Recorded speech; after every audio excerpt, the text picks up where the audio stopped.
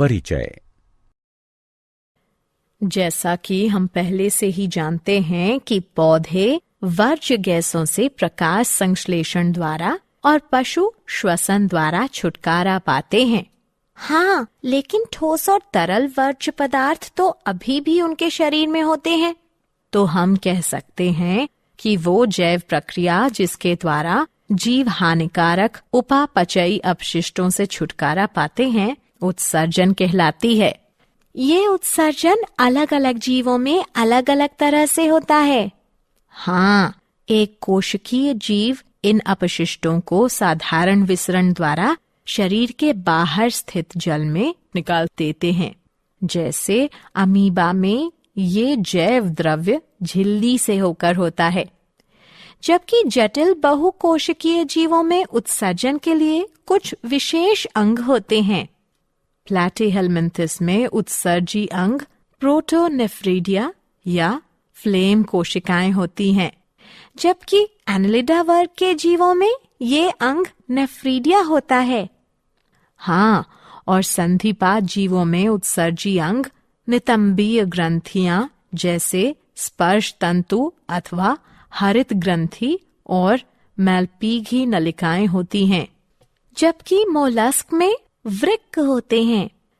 ठीक इसी तरह शूलचर्मियों में त्वचा पर उपस्थित पोप्युली उत्सर्जी अंग होते हैं, जबकि यूरोकॉडेट में तंत्रिका ग्रंथि और सिफेलोकॉडेट में प्रोटोनेफ्रिडिया ये कार्य करती हैं।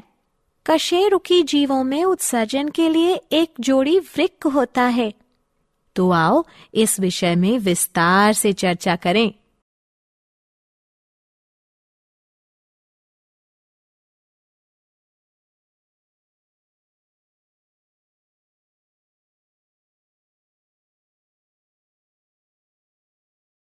उद्देश्य। इस पाठ के अंत में आप निम्न करने में सक्षम हो जाएंगे: पशुओं और पौधों में उत्सर्जन को समझना, उत्सर्जन के प्रकारों के बारे में जानना, मानव में उत्सर्जन को समझना, उत्सर्जन संबंधी सभी अंगों के बारे में जानना, फेफड़ों द्वारा होने वाले उत्सर्जन को समझना, त्वचा से होने वाले उत्सर्जन के बारे में जानना, बृहदांत्र से होने वाले उत्सर्जन को समझना,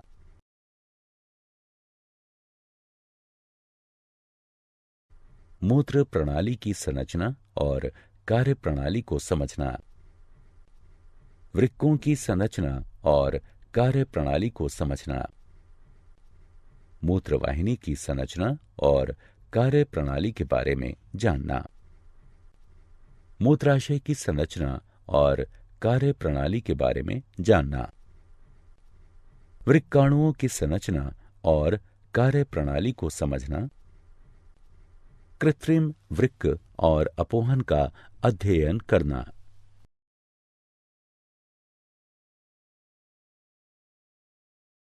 मानव में उत्सर्जन। मानव में प्राथमिक उत्सर्जन तंत्र में एक जोड़ी वृक्क, एक जोड़ी मूत्रवाहिनी, एक मूत्राशय और एक मूत्र मार्ग होता है, जबकि मनुष्य के माध्यमिक उत्सर्जन तंत्र में फेफड़े, त्वचा, बड़ी आंत और यकृत शामिल हैं।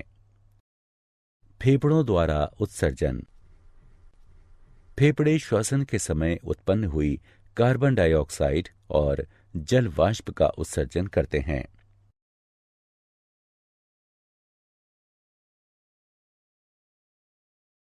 त्वचा द्वारा उत्सर्जन। त्वचा में स्थित स्वेद ग्रंथि की सहायता से त्वचा यूरिया, लवण तथा जल को उत्सर्जित करती है। स्वेद यानी पसीना त्वचा में छोटे छोटे छिद्रों से बाहर निकलता है।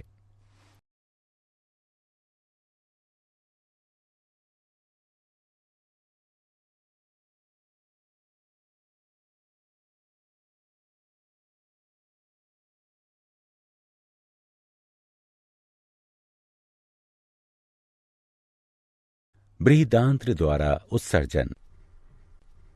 बृहदांत्र गुदा की सहायता से ना पचने योग्य भोजन को मल के रूप में बाहर निकाल देती है। यह अपशिष्ट पदार्थों का भंडारण क्षेत्र है, जहां ये बाहर निकाले जाने की प्रतीक्षा करते हैं।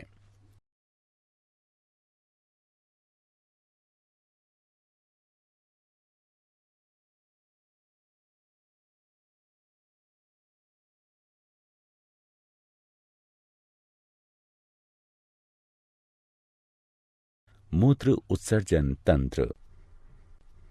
वे अंग जो मूत्र को बनाते हैं, उनका भंडारण करते हैं और उत्सर्जित करते हैं, सम्मिलित रूप से मूत्र उत्सर्जन तंत्र बनाते हैं। इसमें एक जोड़ी वृक्क, एक जोड़ी मूत्रवाहिनी, एक मूत्राशय और एक मूत्र मार्ग होता है। वृक्क में उत्पन्न मूत्र मूत्रवाहिनियों से गुजरकर मूत्राशय में पहुंचता है। यहां यह तब तक एकत्र होता है जब तक कि यह मूत्र मार्ग के जरिए बाहर ना निकल जाए। वृक्क। उदर में मेरुदंड के दोनों ओर एक एक वृक्क होता है। वे बड़े, लाल, भूरे और सेम की आकृति के होते हैं। दाईं ओर के वृक्क की स्थिति थोड़ी सी नीचे की ओर होती है। वृक्क की अवतलता को नाभिका कहते हैं, जो हमेशा भीतर की ओर होती है। प्रत्येक वृक्क लगभग 10 लाख निस्यंदन एकक या वृक्काणुओं से बना होता है। एक व्यक्ति को स्वस्थ रखने में वृक्क का ठीक ढंग से काम करना बेहद आवश्यक होता है।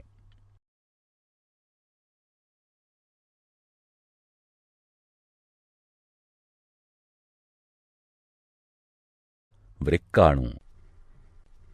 वृक्क के बाहरी भाग में वृक्काणु संवलित होकर वृक्कीय छाल बनाते हैं और मध्य भाग में सीधा जाते हुए वृक्कीय मज्जा का निर्माण करते हैं। वृक्काणु वृक्क की कार्यात्मक इकाई होते हैं। प्रत्येक वृक्काणु एक लंबी कुंडलित नली जैसी संरचना होता है, जो रुधिर से नाइट्रोजन युक्त अपशिष्टों को छानता है और मूत्र का निर्माण करता है। यूरिया मूत्र में उपस्थित मुख्य नाइट्रोजन युक्त अपशिष्ट होता है, इसलिए मनुष्य एक उत्सर्जक के रूप में यूरियोटेलिक है।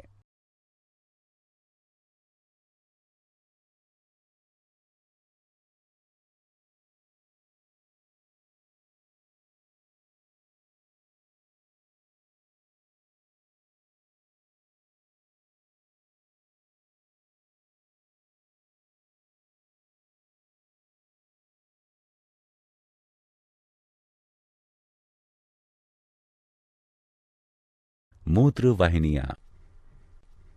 ये लंबी, संकरी, पतली भित्ति वाली नली जैसी संरचनाएं होती हैं, जो वृक्क की नाभिका से प्रारंभ होकर नीचे की तरफ जाती हुई मूत्राशय से मिलती हैं।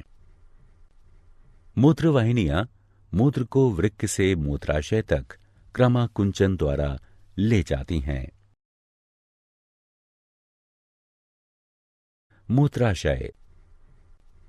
मूत्राशय एक पतली भित्ति वाली, लचीली, नाशपाती के आकार की और प्रासार्य थैली होती है, जो उदर के निचले भाग में स्थित होती है।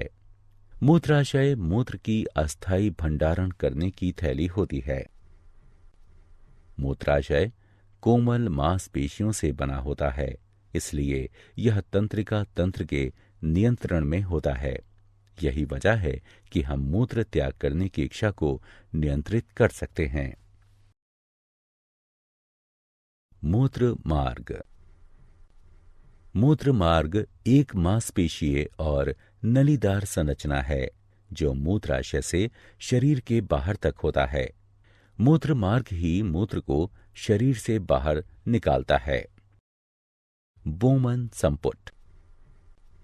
बोमन संपुट 2 भित्ति वाला एक कप होता है, जो वृक्कीय छाल में उपस्थित होता है।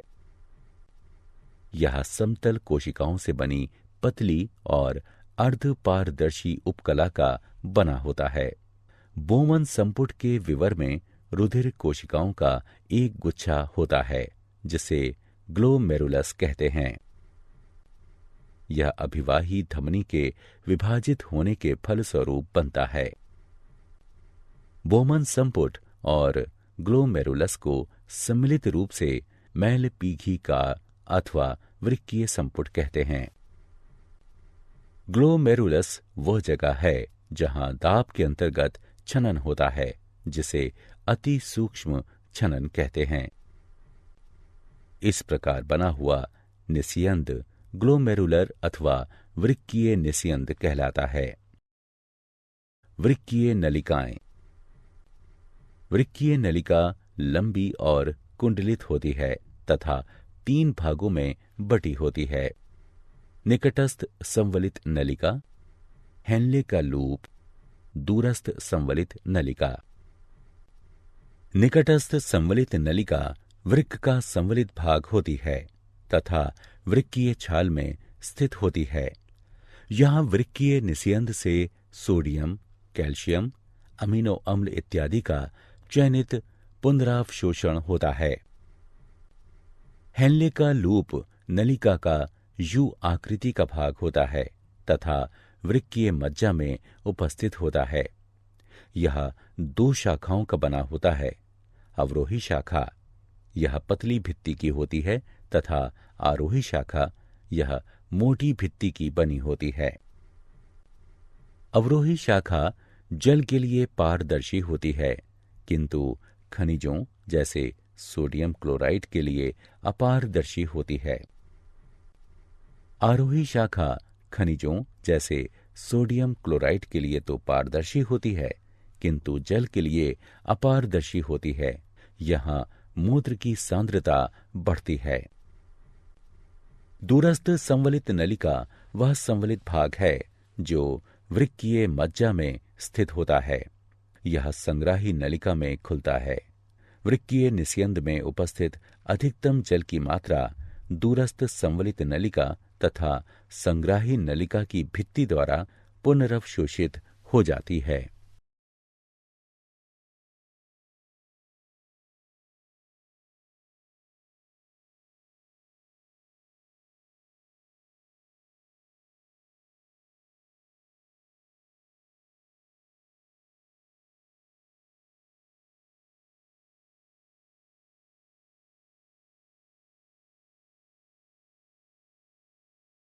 मूत्र का निर्माण। रुधिर से वर्ज्य पदार्थों का छनन करना ही मूत्र निर्माण का उद्देश्य है। ठीक वैसे ही जैसे कार्बन डाइऑक्साइड रुधिर से फेफड़ों में अलग हो जाती है, नाइट्रोजन युक्त वर्ज्य पदार्थ जैसे यूरिया, यूरिक अम्ल रुधिर से वृक्क में अलग होते हैं। इसीलिए इस पर कोई आश्चर्य नहीं होना चाहिए यदि वृक्क का आधारभूत छनन तंत्र फेफड़ों जैसे ही पतली भित्ति वाली रुधिर कोशिकाओं का गुच्छा हो। वृक्क में प्रत्येक रुधिर कोशिका गुच्छ नली के कप की आकृति वाले छोर से संबद्ध होता है, जिसमें मूत्र निस्यंद एकत्रित होता है। प्रारंभिक निस्यंद में कुछ पदार्थ जैसे ग्लूकोज, अमीनो अम्ल, लवण और जल की बड़ी मात्रा उपस्थित होती है, जो नलिका में मूत्र के आगे बढ़ने पर चयन द्वारा पुनरवशोषित हो जाती है। जल का पुनरवशोषण इस बात पर निर्भर करता है कि शरीर में जल की कितनी अतिरिक्त मात्रा उपस्थित है और उसमें घुले अपशिष्ट पदार्थों की कितनी मात्रा है जिनका उत्सर्जन होना है। मूत्र का भंडारण मूत्राशय में तब तक होता है जब तक उसमें दबाव इतना बढ़ जाए कि मूत्र मार्ग द्वारा मूत्र त्याग करने की इच्छा होने लगे।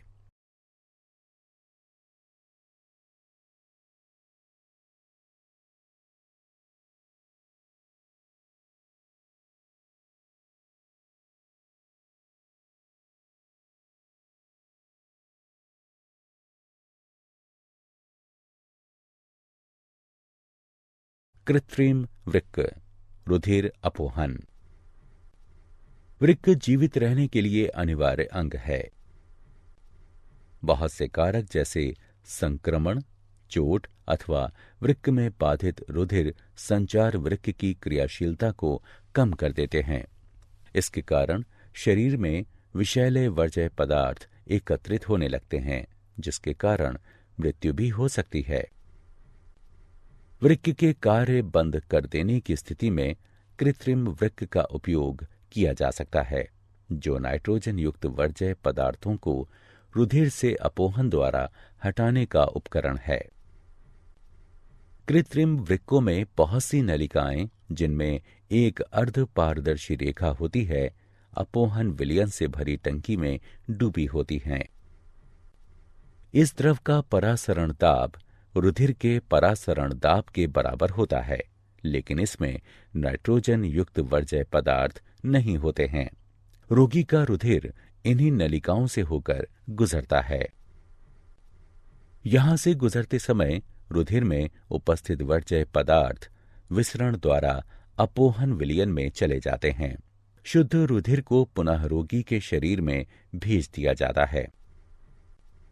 यह वृक्क की कार्यप्रणाली के ही समान है, लेकिन यह अलग है क्योंकि इसमें पुनर्वशोषण नहीं होता है। साधारणतया एक स्वस्थ वयस्क के वृक्क में प्रतिदिन 180 लीटर प्रारंभिक निस्यंद बनता है।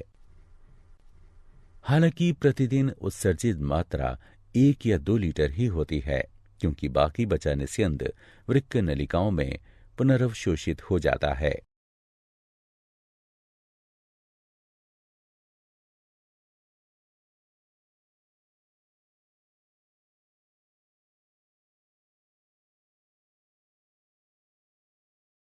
पौधों में उत्सर्जन। पौधों में उत्सर्जन पशुओं से अलग दूसरे ही तरह से होता है। प्रकाश संश्लेषण के समय बनी ऑक्सीजन ही इनमें वर्ज्य पदार्थ होती है। हम पहले ही चर्चा कर चुके हैं कि पौधे कार्बन डाइऑक्साइड और ऑक्सीजन का किस प्रकार नियमन करते हैं। वे वाष्पोत्सर्जन द्वारा जल की अतिरिक्त मात्रा को उत्सर्जित कर देते हैं। दूसरे अपशिष्ट पदार्थ उनके उत्तकों में उपस्थित मृत कोशिकाओं में रहते हैं। पौधों को अपने कुछ भागों जैसे पत्तियों को खोकर ही वर्ज्य पदार्थों से छुटकारा मिलता है। बहुत से अपशिष्ट पदार्थों का भंडारण कोशिकीय रिक्तिकाओं में होता है। वर्ज्य पदार्थ पत्तियों में एकत्रित हो जाते हैं, जो बाद में टूट जाती हैं। दूसरे वर्ज्य पदार्थ जैसे रेजिन और गोंद पुराने जाइलम में एकत्रित होते हैं। पौधे कुछ अपशिष्ट पदार्थों को अपने आसपास की मृदा में भी उत्सर्जित करते हैं। क्या आप जानते हैं, शरीर से मूत्र को बाहर निकालना मिक्चुरेशन है, जिसे साधारणतया मूत्र त्याग करना कहते हैं। मधुमेह में ग्लाइकोजूरिया नाम की शर्करा की मात्रा बढ़ जाती है। एक सामान्य व्यक्ति एक दिन में 1.5 से 1.8 लीटर मूत्र का त्याग करता है। मादा में मूत्रवाहिनी से केवल मूत्र आता है, जबकि नर में मूत्र और शुक्राणु दोनों, इसलिए नर में इसे मूत्र जनन नलिका कहते हैं।